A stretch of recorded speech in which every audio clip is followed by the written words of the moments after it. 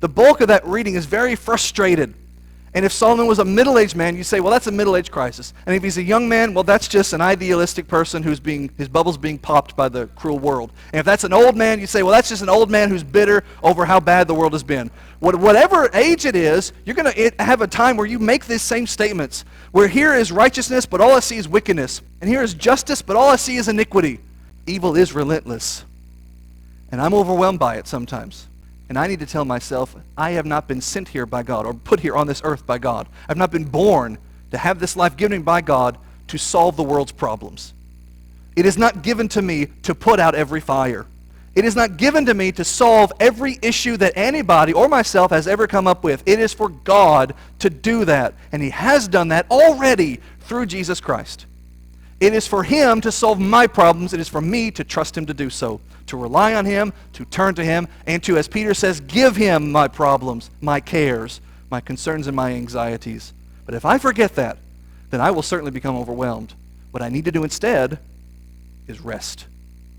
Not quit, not run away, not give in or change teams, but rather just realize that I cannot do all of it, that I will kill myself if I try to do all of it.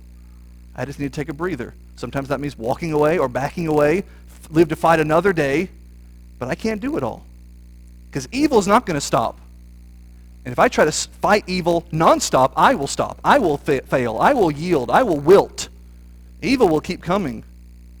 Evil's relentless. God's justice is sure. I'm going to rest. But God does not sleep. God is not dead, nor does He sleep. The wrong shall fail, and the right prevail, with peace on earth, goodwill to men.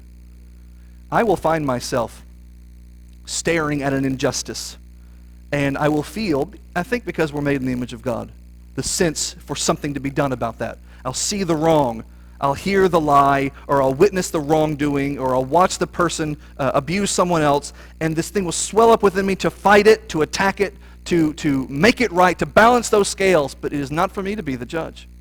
And yet there are men who have been appointed to handle that and to resolve that and to fix that. And sometimes they are weak and they're wrong and they don't. They either turn a blind eye or they ignore it willfully or ignorantly or whatever. They let the injustice fester and they let the problem persist. And that just swells it up more and more and more within me. And I think, well, I have to step in and do something about it. But it's not given for me to do that.